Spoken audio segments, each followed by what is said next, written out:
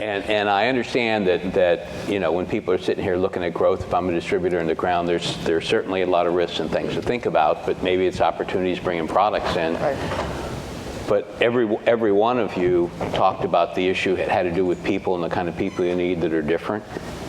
And to me, this is sort of related to this whole idea of workforce.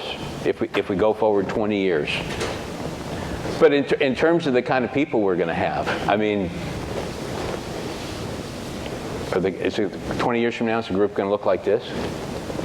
My guess is no, and it's, again, you're going to follow your customer base will change, and the people walking in, people that are lost looking for a job are going to be different than the people you're used to interviewing every day, and people coming out of colleges are going to be different, and so I think it's just going to reflect the demographics of the country as it changes. And I think if you look at our industry, and I don't have any data on this, but I mean, we could all look in our own offices, we're probably behind that curve compared to technology companies or energy companies, as we're a little older than most workforces. We're not as diverse, as most industries are, and I think eventually that's going to have to change. I mean, we're already starting to see. We never thought we'd put our products in 2 languages, and it's happening. So it won't look the same. I don't know how it will look, but it won't look the same. Well, I do have stats. All right. I went to the Bureau of Labor Statistics and pulled some information, because this kind of stuff fascinates me, because this is what we're all going to be challenged with as leaders. So I'm going to find out if my theory is correct here? Yes, yes.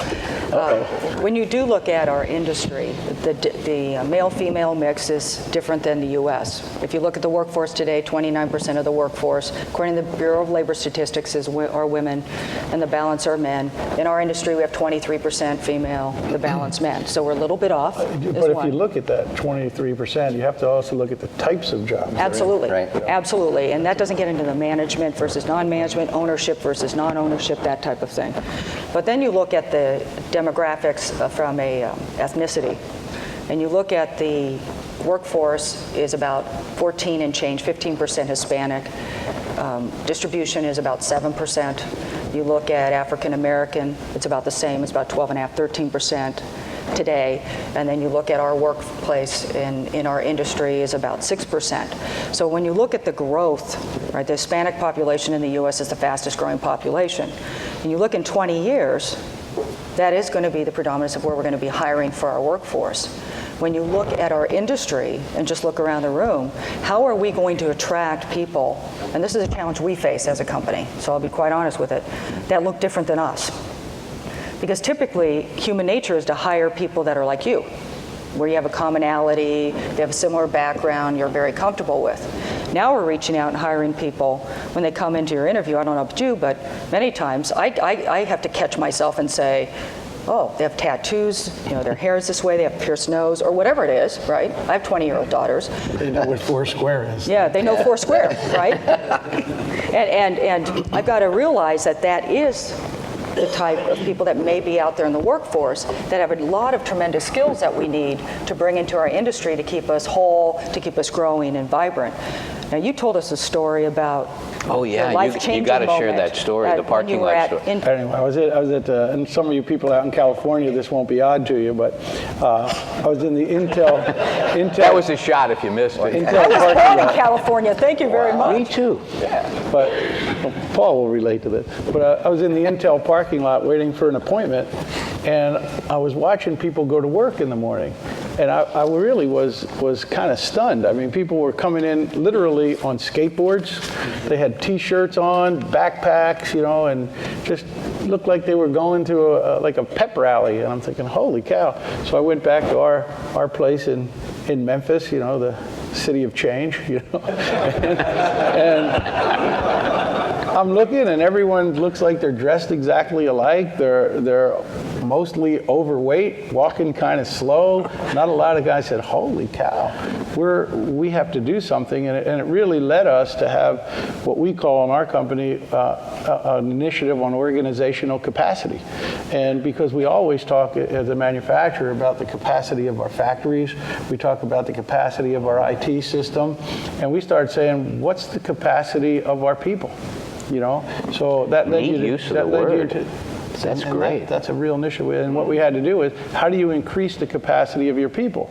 And we found out, you know, we didn't like to admit it, but we were investing more in our plants and our IT systems than we were in training and education, and it changed our human resource group on how whether it's new employees or how you develop the current employees you have. And that really led us, and then we started to understand more about globalization, more about, to your point, it's not only people look different, they think different. How many of you have interviewed someone and you want to talk to them? I could think back about first time I got promoted at Thomas & Betts, I never even asked what the job paid or where I had to move. I just said, okay. Now, a young kid will be standing in front of you and he or she will say, I like to ski. Can I work where you ski? And you're going, what? What are you talking about? And there's an interesting book called The Why Generation. And now people ask why. And you say, hey, we're going to do this. This is your quota. And they say, why? I never asked why. Someone would have slapped you. But that's what you have to deal with. Not only do they look different, they think different, and they want answers, and they want, and there's a whole different trust level. We were talking about that, Michael. When you went in there, you just trusted if you did a good job in your company and worked hard and kept your nose clean, you'd do better. Well, now the kids that are coming in now, they don't trust you because you look different. And I think if someone coming into our building from a skateboard into our building, they'd leave. They'd skate right through the lobby and go home. But that's the kid you need. That's the exact kid you need. So you have to change your whole approach to your organizational capacity. Yeah, I think that we have operated as a country for nearly 100 years under sort of the guise of Frederick Taylor. I tell you what to do, you do it, carrot and stick. All designed during an industrial area. Well, we were all happy because we figured it out and it worked. Right. I mean, I'm like Dominic. I don't think I ever asked what the next job paid. You just sort of did it. But I think the one way I think we'll look different 20 years from now to maybe leverage what Dominic just said is I think those companies that do really well are going to have to look at every single position and try to figure out how do they put the very best person in that spot. And by the way, how do they play to that individual's unique abilities that allow people to play to their strengths and give them as much latitude as possible, not only in how they work, but where they work, what's important to them in a job. And I really think the challenge that a lot of industry will have is its own leadership, where leadership's stuck in, I was promoted because I was really good at what I did, and then I've been successful because I've been really good as a field general telling people what to do. Mm-hmm. And I think that contract is broken for the future. Yeah, I heard someone told me, and it made a lot of sense, so everyone learns to be a manager, but no one learns to be a leader. And you talk about they don't want to be managed, they want to be led. Right. No difference than when you're voting for even a politician. You don't want to be managed, you want to be led. And we grew up to your point, we grew up as listening to managers. I think it's important when you look at distributors especially. I don't know how you view it, but this is the way we view it. Our people is what we refer to as our research and development. Right? You talk about your organizational capabilities or capacity. We talk about it as it's our research and development for the future, because we need to invest in our employees so that they invest back in the company. And you're right, it's different. When people come in today and they interview for a job, they want to know, can they have a life balance, right?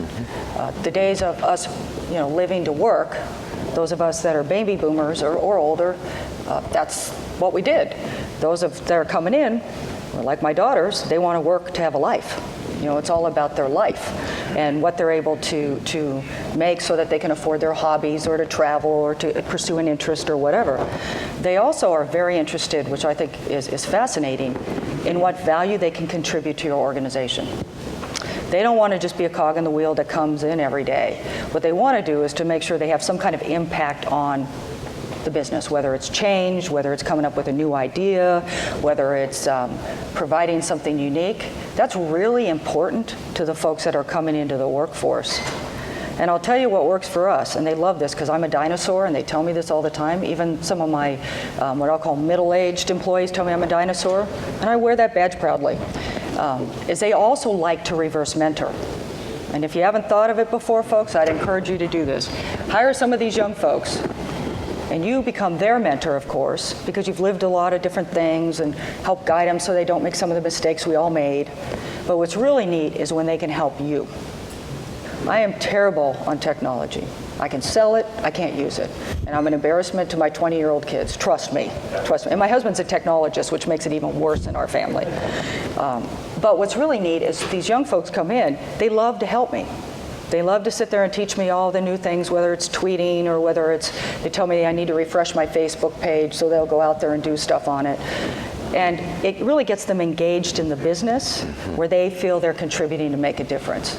So they all want a bigger cause, I think, than what some of us did. When we Can I put you on the spot to talk a little bit about how the sustainability thing played in recruiting? Because that really had an impact on me. Sure. I was telling them a story that we recruited several younger people right out of college recently.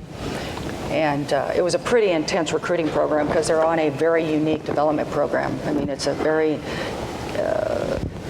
once it works, we'll share it with everybody. I want to make sure it works first. But it's a way to get some of these folks incorporated into the business very quickly and to close the learning curve that's necessary to get them productive, right? Because you bring somebody into your company and at a minimum it's a year to 2 years to really get them to where they're true contributors, because you have to teach them products, you have to teach them industry, you have to teach them all sorts of business issues. So it's an accelerated program. So we went out to these colleges and recruited some of these young folks. And during the interview process, myself and another senior vice president interviewed every candidate. We only ended up selecting 6, very small group. And when I asked them why they were interested, what was it that attracted them about our company and the job position itself, which is really about selling energy solutions, right? We wrapped it around energy and lighting. And it was fascinating, their response, because not one kid that we recruited knew about us at all. Didn't know about the industry, didn't know about our company at all. And what they said to me was shocking to me. The first thing that everyone said to a T was, we think it's really cool, and they use the word cool in most cases, or neat, some kind of word like that. Graybar and cool. Is that not weird? That's what I'm saying. I was shocked. I was shocked. Don't blow it, Dominic. They're on a roll. I was shocked. Attaboy. You're right. But was that we're employee owned. And I'm like, really? Yeah, because that means you invest in your employees, and then they invest back in you. And I'm thinking, I'm looking at these, and these people are like 21 years old, 22 years old, right out of school. And I'm thinking, wow. And one of the young people came in, and they all said they talked to their parents, which is also another trend.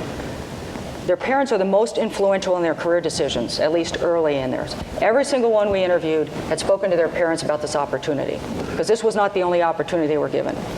So then they said, yeah. So one guy comes in and says, you know what why I'm interested? I go, why? He said, you have a pension plan. Okay. You're 20-something years old. I said, I didn't say that. I said, oh, pension plan? Yeah, I was talking to my mom about this job. And she said, and I had this other job, which was to be, an accelerated leadership program for a major corporation. And she said, you better take this job. They have a pension. Do you understand what this means? She's a single mother raising this kid on her own. And she said, do you realize what we've had to sacrifice? And you saw me struggle. If I would have worked for a company that had a pension like this, we would not be in the position we're in today as a family. I'm thinking, oh my gosh, has the world changed? The second thing they universally said, which was interesting, was that sustainability. It was very important for them to be involved with the green initiative, sustainability, giving back to the community, social responsibility, all that type of space. And they said that this allowed them to pursue that ability to give back to society and to pursue something they think is very important for the future in a business format, to combine the two.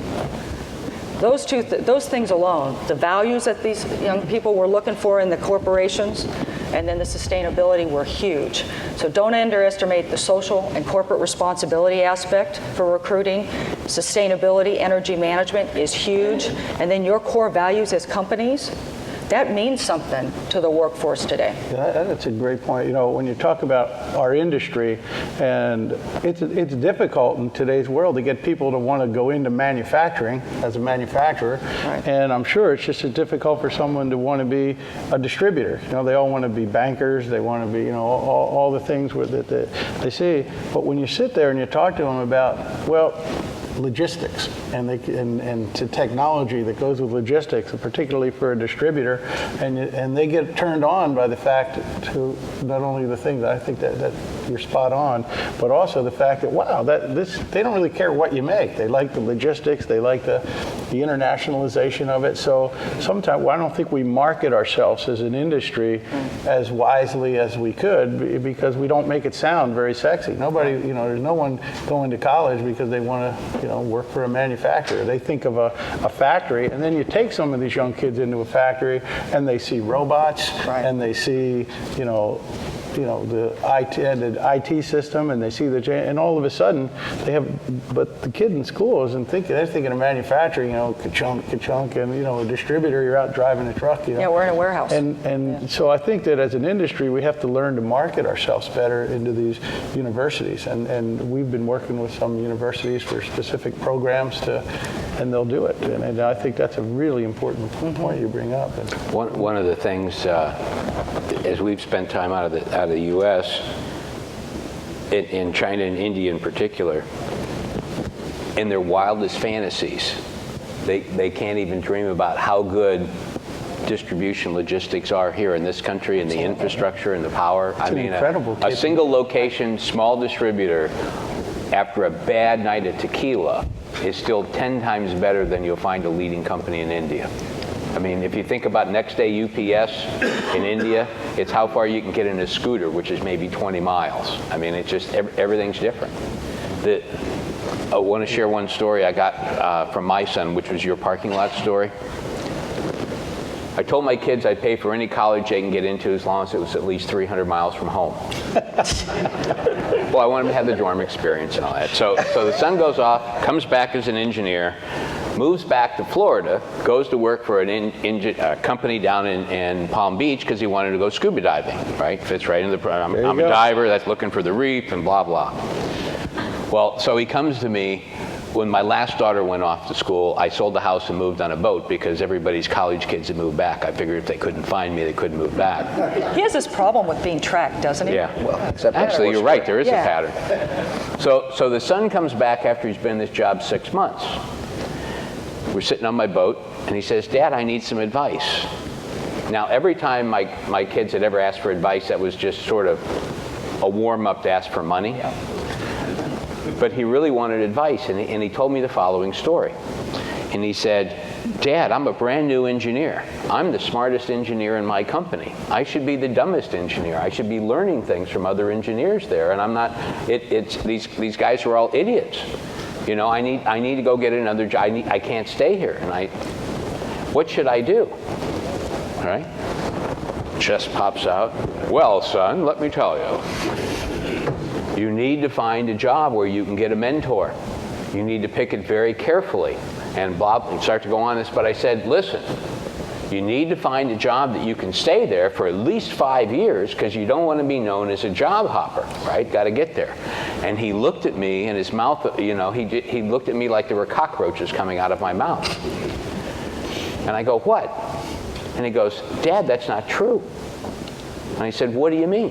And he goes, "The companies that do well have all the A players, and A players like to hang with A players. So if the A players leave, the company's no longer going to do well. And so the company has to attract the A players. I'll go wherever I want to go, and I want to be with other A players. Doesn't have anything to do with the company." So I started thinking about what you guys were just talking about, and if I want to win, and I'm a distributor on the ground here, I need to figure out how to get the guys with the skateboards, not just that the skateboard's not a recruiting criteria, but how do I get those A players to want to hang out with me? It all starts with the leaders that you put in place. You know, I think today we're also employee-owned and, you know, value and community-driven. And I think, you know, you can, people that have written books on this, you know, you go to Marcus Buckingham, First Break All the Rules, or The One Thing You Need to Know. He's one of my favorites. I mean, they've done the studies that show people would rather work for a great boss in a bad company than a bad boss in a great company. Mm-hmm. And I really think the short path to that is really, I know we are constantly assessing our leadership, and the thing that we look for more than anything is, do those people that we put in those spots have a people antenna? I mean, do they really intimately know when they get up every single day that their job is to understand and figure out who they work with and understand how to put them in a position to win? Are they awake? Are they aware? You know, how well do they really know their group? You know, so many times we promote people for what they've done in the past. Mm-hmm. Geez, you know, Sally, she was a great salesperson, so she's going to be the sales leader. That's how I got my first job. Yeah. I kept it 6 months. Yeah. I was just a little longer than you, but not much. But I mean, I really think the short course to all of that today is being willing to put people in place in leadership roles. And by the way, different sorts of people in place in leadership roles. Diverse people, people of all different backgrounds that can help shape your company in a way that people ultimately follow. And that's a lot different charge than the past. In the past was I work hard, you promote the doer gets into the role, and they're taught to command and control, right? Control's an illusion, isn't it? Right? Well, and that requires a different leadership from top down. I think the way we were raised, it was all about the person in charge. And the leader, you know, everybody listened to your point, the leader. It's actually that inverted pyramid now is what you need to look at. People today want their leaders to be humble. People today, when you talk to kids, they're not impressed with titles. They really aren't. What they really want, and when you talk to them in small groups, is they want to feel valued, they want to feel challenged, they want to get involved in some of the things that you do that are unusual, they want to have their talents stretched, and they're just not as impressed with the title. We recently had a training conference, and we have about 1,000 people that come, suppliers and our own folks. And about half the people that were there had less than a year with the company. Now, they weren't necessarily new to the industry, but they were new to the company. And they were all ages, backgrounds, the whole thing. And we're walking around, and you know, I have a fancy title. And in the day, I can tell you this, I would never go up to somebody with a fancy title because I would be all nervous. Today, people are coming up, you know, hi, how are you? I'm such and such, and this is where I come from, and I'm really excited about being here. This is what I'd like to do for the company. And so this was a regular thing. You'd walk 2 feet, somebody else would come up and say something to you. And one of the longtime Graybar folks was standing there, and he said, that is the neatest thing I've seen in years. We've made such progress. And I said, what do you mean? And he said, that we have people now that work for the company that feel so comfortable with the leadership, there is no fear at all. And it made me sit back and think, wow. In the old days, again, not that you scared them like you're going to lose your job, but it was a whole different level when you dealt with titles or the owner of a business or a senior person. They'd walk into a room and you'd sit and you'd listen to them and raise your hand if you wanted to be.